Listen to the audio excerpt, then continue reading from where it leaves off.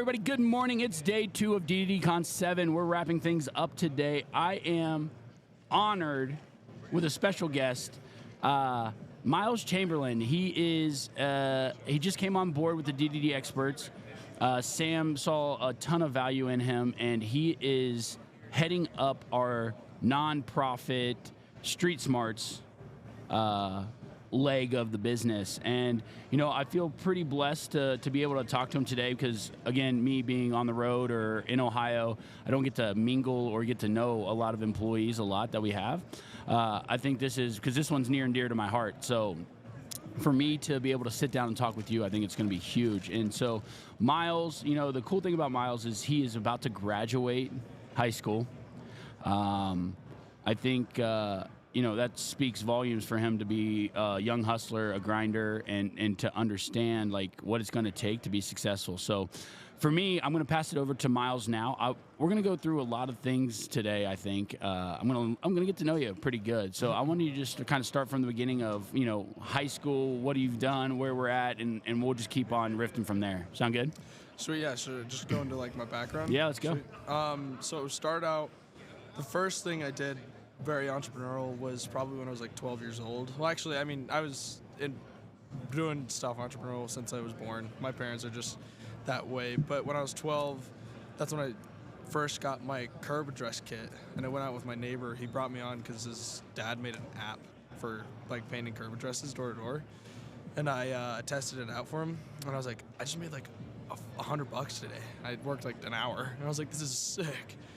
And that's like when I really got into it. And then I started my own thing, started doing it myself. And I was just like, I was making $100 an hour, just like at like 12, blowing as much money as I started a lifestyle. It was pretty extravagant for Not my normal age. for a teenager. Yeah. I get it. Yeah, and then I started doing lawn care, clothing brands. Once I found out that like starting a business, like how easy it was, like how actually easy it was, because it's not that hard to start a business. It's hard to run one, but it's how easy it was. I was just like, dude, this is fun. I was like, I love this. Dude, so I started just starting small business, started doing door to door, started doing everything, and then I got out of it for like a year and a half because I was doing a lot of baseball. Cool.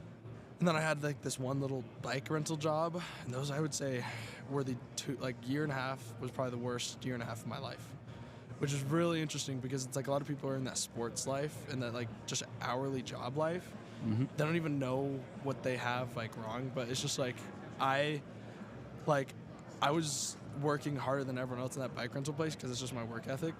And I was doing that for like a year, and I made, I think about like at the end of like 1 month, I made $500, and I was working like more than everyone else. And harder than everyone else, and I was like, dude, if I was like spending the same hours in like curb addresses, I would have literally made probably $5,000. Well, what's super crazy is you hear that all in our industry, right? Door to door. Like when they get out of door to door, if they don't cut it or they go back, they're like, hey, I need a break, and they go back to that hourly. They don't make it more than probably 2-3 months because, again, the amount of effort you put in your 9 to 5 is way less and way less rewarding than going out and knocking doors for X amount of times and making X amount of money. Yeah. And so that's super cool. So so you took the year off, you worked at the bike shop. Yeah. Yep. And baseball. And baseball. And then now, you know, after that year, you know, you said year and a half worst, you made $500 working so hard. Then what? Then what? So I was playing baseball, and I remember one day I was like talking to my brother, and he was just like he was just telling me how well his business was doing in solar and all that stuff. And I was like, I'm gonna do that. I was like, I know I'm gonna do that. I'm not gonna go sell. And I was like, I'm not gonna go to college. I know I'm gonna run a business. And so I was just like, I'm in baseball for fun. And I was like, this is no reward whatsoever. And I was spending more time, more energy, more everything in baseball and at that bike rental place. And I was like getting no reward out of either of those things. And I was like, baseball's my passion. I love baseball for fun. Oh, cool. But like, I started to not like it because it started to become almost like a job for me. And I was getting no reward from it. Like, and the people, I hated the lifestyle, I hated the people I was with. It was just like, I mean, not to diss on any of the baseball guys from my high school. If you hear this, sorry, but they're just idiots. I don't know. They don't do anything fun, like good with their life. Some of them do. But you have to understand too. You might be. I would say when you, I feel that. Well, they're not idiots. I'm being exaggeratory. But no, and that's okay. So it's not the fact that you're being like mean or anything like that. It's they're young, right? They're not mature. The maturity level of where you're at and where you want to go, they don't know that yet, right? Yeah. You They'll knew be what there you one wanted. day for sure. No, and I'm sure they will, right? We all develop differently, right? And we all have ambitions differently. And what's super cool about it is you just knew early on that I want to make money. I'm going to run a business. I'm going to own a business. And, you had different priorities, right? Yeah. You had that spirit in you that's like, okay, this doesn't make sense. It's not benefiting me and getting me to the next level. I believe, like, we all have to be intentional about our steps. And so intentional, like looking at what you were doing, playing baseball was not being intentional with your time. Therefore, it was not getting you to the next level that you wanted to be at. So therefore, you started getting frustrated, right? And it's not because they were idiots, just they were young and dumb. Yeah. And you're over here like trying to be this business owner, like, dude, I got to do this, and this is a responsibility. When we're kids, and unfortunately, you're still a kid, right? You don't have responsibilities. I'm fortunate because of that. Actually. But you know what I mean? And there's some kids that, and I'm sure they'll hear this, but sometimes your parents make you pay for a lot, and you have responsibilities, and I had responsibilities, and that's okay. I think it's what builds you. But I think that's like what you're talking about is just they weren't on the level, because if we're being honest, right, and anything you see out there, you want to surround yourself with like-minded people. Yes. And when you get into a circle where they're not like-minded, it starts to frustrate you, and it's like, well, I don't need this. And I think that's kind of like, from what I'm hearing, it's kind of maybe what you were feeling. But I can't tell you how you were feeling, but I'm just saying, like, outside looking in, that's what it kind of seems like. So, no, I think that's great. So, moving on. So, baseball, they weren't on your level. Mm-hmm. You decided you quit, and then what? I talked to my brother. I was like, "Hey, I'm gonna sell for you." I was like, "What do I need to do?" I was like 15 at the time, 14. And he was like, "First of all, you got to be 16, so you can't sell until you're 16, because you have to have a car. You have to drive to area. I'm not gonna let you sell at 15." But he's like, "Start bodybuilding, start lifting weights," which I was like 130 at the time, 6 foot, just like super skinny, like no fat on me at all. I was just like a super, just like skinny guy. He's like, read 6 books and do it by the end of the year. And if you can't do that, like, if you can do that, then I'll let you like work for me. And then he also gave me the login to DDU, which is so told me to train. Dude, that's cool. So sorry, to be honest with you guys, if I know the camera adds 10 pounds. He's only 131 now, so I mean, don't think anything of it. It's fine. No, so you got into DDU. You started learning. You started seeing the real structure of door to door and seeing what it's about, right? So then, after having all of that, did you read the books? Did you start lifting? Did you accomplish those 3 things your brother said? He gave me 6 months, and I was 130, and he told me to bulk to 200 pounds. I did it in 6 months, and I read 8 books, and I had logged. I was one of the top users on DDU, so all those three things I had done even more. So it's just like cool. I did that and more, and I was super. He didn't think he truly didn't think I could do it. He actually said it as a joke. He was like, "Oh, just bulk to 200 pounds," and I FaceTimed him one day, and he was just like, "Oh, what's up, bro?" And I was like, "I'm 200 pounds. I've read 8 books, and I've been training all year." I was like, "I'm coming out, bro." And he was like, "No way." I was like, "Yeah." I was like, "Mom's on board. I'm coming out, dude." And he was just like, he was kind of just blown away. And then I think that was January, and so the next month I'd gone to D2D and so like it was just like all build up for the summer. Very cool. It was really, really awesome. And I go to D2D, and I'm running businesses and like curb addressing painting at the time too. So I'm like on the doors, like working, hustling too. And go to D2D, and I signed up for the elite. And I think that was like the biggest change for me. Like that truly like changed my life. My mom paid for a portion of it. I paid for a portion of it. Love it. And she was like, my mom's the best, by the way. I have the most let's go, because it's tough to do this type of job, like, because I could give you an adult life. An adult perspective of how tough it is. Yeah. Right? Yeah. And being a minor, Yeah. Having this 1099, because you don't have responsibilities, like how supportive were your parents? How supportive, like, because I mean, it seems nice that your brother was in it, right? Yeah, for sure. But like, what were some of the things like your parents said to you to like, hey, you should think about this, or hey, or were they just like 2 feet in, like, I'm behind you, let's do it, good luck? Like, what's that look like? So my mom is like, she truly has some of the most belief in me. Cool. More than like myself. And it's one of the coolest things because it's like, if I'm ever doubting myself, I know my mom will have my back. Like, she is the most supportive person. And I love her for it. And she's just the best. She knows I can do it. But at the same time, she has like some of those old beliefs where it's just like, don't do this. Like, yeah, it's a little risky. It's a little risky. And like, that's just like every once in a while. But she was like, why not just stay home from the summer? Why not do this? And I was just like, Mom, I'm going to go hustle. Like, I'm going to go make some money. But once I make my mind on something, my mom's going to be behind me on it. And so she'll like try to like influence me to do other stuff. But she's the most supportive person. That's just a mother's love, man. They just want to protect you. Yeah, I know. They want to protect you so much that they're just going to think of every reason not to let you go. I know. And it's crazy. And they mean so well, right? Yeah. My mom's amazing. Like, very similar. She actually probably would jump 2 feet in before I would. Yeah. Actually, Oh my gosh, it's wild. My mom's here walking around right now. Well, shout out to Mrs. Chamberlain. Yeah. Like, your son's amazing. You did very well. And how many siblings do you have? I have 3 other siblings, one sister, and then 2 other brothers. You crushed it with your kids. So good. Shout out to Mama Chamberlain. So you're out in the summer. Your Mama Bear's on board. She's supportive. Yes. Right. What did your first summer look like? How was it? Like, did you get your teeth kicked in? Like, what did it look like for you? I had the funnest first summer than I guarantee everyone in door-to-door. I trained so hard, and I said the pitch. I had a little counter. I had to say it 10 times a day no matter what. I said the pitch probably 1,000 times before I even hit the doors. Oh, and nice. objections. That's cool. And I went out, and the first week, my brother tells me, he's like, if you can beat my set record. He had the set record at Sunrun. I'm pretty sure it's like the industry set record for the first week. He's like, if you can beat it, I'll buy you any pair of shoes you want. He's like, any. And I was like, deal. And I didn't need to do any of the like onboarding training or anything like that. I got like my area first day, went out. First day, got 1 set. Teeth kicked in a little bit. Mm-hmm. Second day, 0 sets.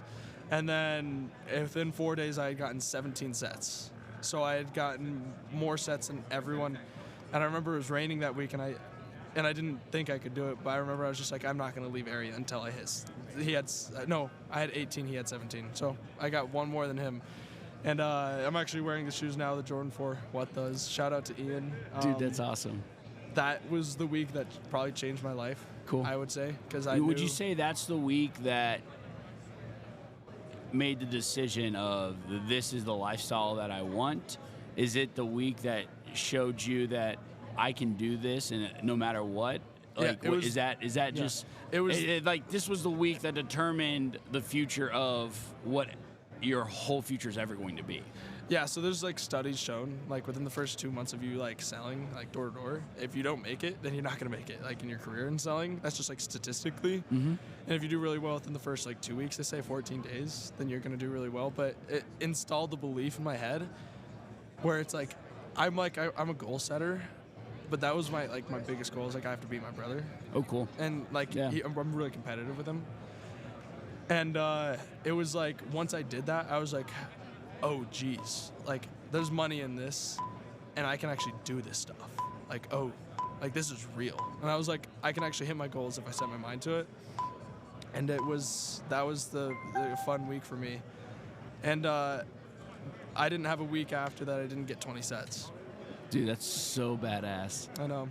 That's awesome. Yeah. So now we're in it, right? Yeah. We're in it. You're 20 sets in, right? Yeah. You're just crushing. Yeah, like the ball's rolling. Like, Stop right there. We'll pick it up after lunch. You think?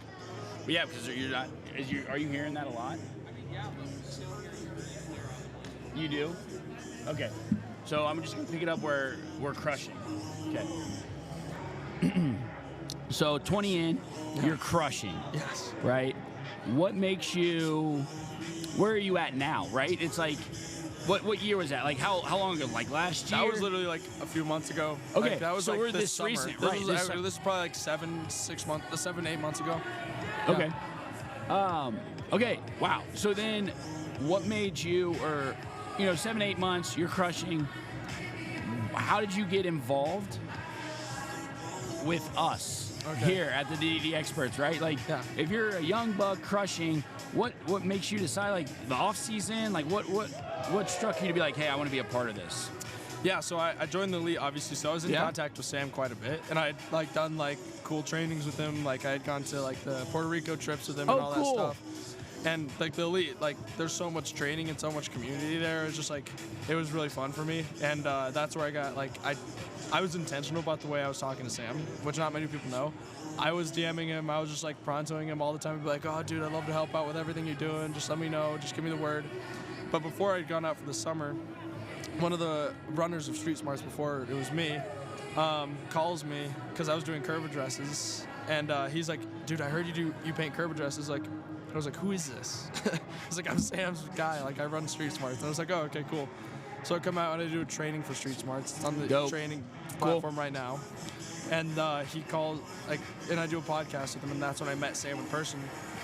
And he'd seen me on stage because when I signed up for the elite, so he knew who I was. He knew I was that 16-year-old kid that was just super, super hungry. Yeah. And I did the summer, and I was really intentional. I was texting, DMing him all the time, just really intentional. So I was in his head for sure. Cool. And then once I went out for the summer, and once he knew I could actually hustle, I think that's where he was like, okay, this kid's legit. And I remember I DM him on Pronto, and I was like, hey dude, I'm back for the summer. I'm in high school. I could go paint curve addresses, or I could come work for you. And he was like, dude, just come join the team, bro. And it was really fun. Come in. I joined the sales team actually. I was having a lot of fun there. And then because Street Smarts was being ran by someone else at the time. Yeah. And then he disappeared, and then I just stepped in, and I started running it, and it's been really, really great. And I've had a lot of masterminds. I have kids right now that are just texting me, and I have kids that have made more money. So now, I want to put it into perspective for anybody listening that maybe doesn't know what Street Smart is. Yes. And the idea behind this is we believe entrepreneurship should be shown. I think you don't know what you don't know, and I think kids go and have these great grand ideas, and they feel shattered because nobody has helped them or shown them how to get that idea from their head to paper to legal to trademark to copyright to whatever they need in order to run a successful business. And so what we have done with Street Smarts is we have put together a slew of training videos on different things. You can go door to door and what to start, right? And it's basically what are the ages, what do we target? What's our normal target audience for Street Smarts, and how, with Street Smarts, with the high schoolers and elementary kids, how are we affecting them, and how is it changing their lives, and what are they learning, and what are you doing with, what are you guys, or what are we doing with boot camps or anything like that to bring them together to have a community, just like we do with the league, just like we do with our circle, just like we do with the different masterminds and different events that we throw. What are we doing for them in the same aspect? Yeah, it's one of the most the things I am most passionate about, because I was a kid that didn't have any help. I didn't know what I was doing. Yeah. But we have a lot of we have boot camps every other Wednesday, where all these kids come in and they can hang out. We do intentional training about what they need, where we have we bring in a guy, we bring in a guest speaker, and then we'll ask them, hey, what do you guys need help with? Let's dig on that, and let's actually help you out. Let's actually get action in place. And then we have a community of the coolest teenage entrepreneurs ever. It's so fun. And then the online training platform, those are for the kids that really need that extra hand, that just have no idea where to even start, or how to even grow their business, or how to do any of it. But the ideal person that we're looking for Street Smarts would just be anyone that wants to start a business, doesn't know how. Yeah. Anyone that has a business, doesn't know how to grow it. and any entrepreneur that has a business and it's growing and just doesn't have any like community around them, that like that's what they want. They have no, like, that was me. Like a year ago, I had no friends that like were doing the same thing I was doing. Like, and it was just hard. So what I love about this is you know, you've been in the thick of everything. Yeah. You've experienced being the kid that didn't know what, you know, how to start anything. You just picked up and go, right? Yeah. Then you got into door to door, right? Crushed it. Then you set your intentions with Sam, and Sam saw you. Yeah. And said, hey, come on board, right? Yeah. What would you say? I mean, Street Smarts, anyway, you were intentional, yes. right? You were so intentional. Now that you have the opportunity to be a young buck that is on the edge, like on the cusp of greatness, right? What do you see in 2024 now that you are holding the reins in your hands to guide Street Smarts to the light? In theory, what do you plan to do in 2024 with Street Smarts? What's that look like for you? What's your vision? What have you and Sam talked about? How do you want to impact everybody around you? So the impact's gonna be crazy. Cool. It's gonna be crazy. Like, this is like where this is like when I'm envisioning stuff, like I just get so like hungry, dude. But I just want the coolest community, like the community for the kids, where it's like I already have a group chat of like 50 kids right now, where they can they ask about questions. Like just yesterday, some kid was just like, dude, what do you guys think about drop shipping? And I had like 5 responses just like of kids are like, don't do it, or do this like instead, or just like gave advice. But I want a community of kids, and I want to like actually bring all the teen entrepreneurs together, and I want to actually give them a place where they can have a direction and a path instead of just floating around and being no idea what they're doing. I remember when I started my first, I have a vending machine business as well. When I first started it, I had no idea what I was doing. I had no connections, no people, I knew no one that was doing anything like that. And I just bought it, and I got it at a location. I was like, I have no idea what I'm doing. I don't know who even call if it breaks down. I don't know anything. And it was just like, I had no path. And I joined a group, a vending machine group. And I remember posting, I was like, hey guys, I really need help. Like, it was just a Facebook group. And that was the most help, because I had like 100 responses of everything, step by step, what I need to do. And if we could give that to any teen entrepreneur and have them have step-by-step processes for how to have quick success, that's what I want for kids. I want them to see that success isn't just like impossible. Success is like right in front of them. It's just the next small step they need to take. And it's like, once they can see that, giving them the nudge. Yeah, giving them that nudge. And it's just like, there's a kid I work with. He didn't really know anything before. He didn't know business. And then when we met, and he found out that I was buying a house, and I'm like 17, he was like, no way. He's like, I thought I was doing good, bro. I thought I was doing really, really good. And he was like, I need to do more. And he's starting his own excavation company. He has all the equipment and stuff like that. He's making good money now. And he's the coolest kid. Shout out Cody. He's a cool kid. Love that. And it's like, if it wasn't for me giving that nudge and being like, dude, start a business, just do it, he would not be where he was today. And I'm just so, it's just like, we just want to give all those kids that nudge in the community of people that have already done it, so it ups the standard for them. Yeah, so I will be completely transparent with you. I hold Street Smarts very near and dear to my heart, and I've been very, very skeptical about who comes in and runs it. Yes. And we've had a couple people come through that I wasn't a fan of, and I just felt that it's not the vision, it's not what I wanted, that's not what Sam really wanted. I will tell you this, the way you are talking now, the energy and what you're making me feel now, your sphere of influence is so powerful, and I am so pumped to watch you in the year to come, in the years to come, just impact all these young entrepreneurs that don't know anything, and that giving them the support and the community to figure out, how do I go and be great? Because again, I didn't think I would find anybody with more passion about it than myself. And again, I am super grateful and blessed and honored to have you be a part of it and have you lead the charge because of the passion and all of your background and what you've been through, right? Yeah. And I'm not saying you had a bad life, but you've been through how to start a business, how to do this. So you're relatable to kids. And so, yeah, dude, I'm super, super grateful. So yeah, these kids are going to awesome. have such a fun time, like, growing. And it's like, there's so many, like, I know, like, a kid, he reached out to me yesterday, and he was like, dude, I've been trying to find side hustles. I've been trying to, like do all this stuff. But he's like, I have no idea what I'm doing. And I was like, dude, let's hop on a call. I'll help you out, bro. And he's like, he was so grateful for just, like, that small little, like, help.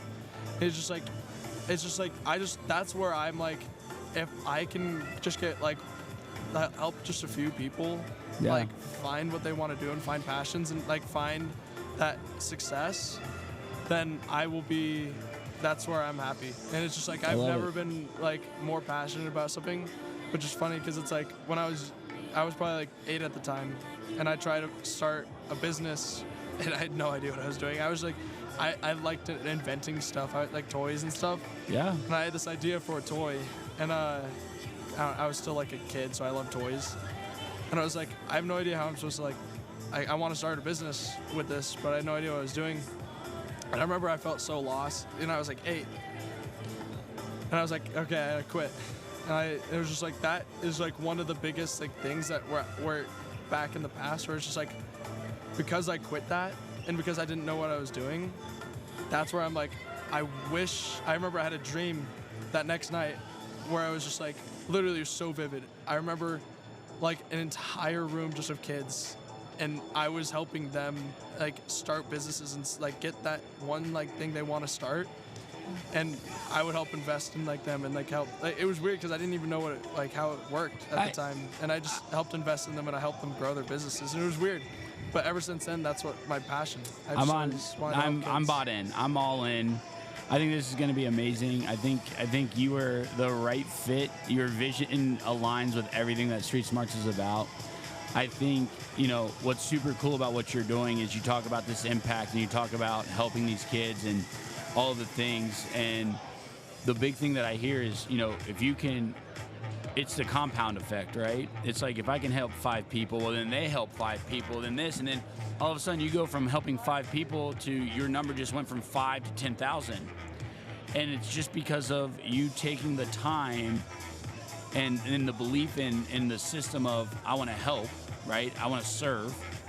And now you are creating a better life for those who had no idea they could even get a better life. Yeah, Tony Robbins talks about that. He says is one thing that the mindset you should have is give and growth. And I'm going to give as much value as I can to, like kids that want to start businesses. I love it. So, again, Miles, awesome to chat with you. The fearless leader of Street Smarts. You guys, if you have any questions or anything like that, you guys can reach out to the Door-to-Door Experts. We'd love to connect you with Miles. We'd love, if you have a kid or a nephew or anybody that you think could benefit from something like this, please reach out. Miles is going to be the man. You've heard it here first. He's been through it. He knows how to guide. He can help. It's hard for us parents because we always want to protect. So sometimes we have to find somebody on the outside to say, hey, here's the nudge. And if you guys just want them to learn just better business ethics or anything, like, connect, like, we are all about the right way to do things. Our standard is very high. So again, Street Smarts, reach out. Miles, thank you so much for your time, my man.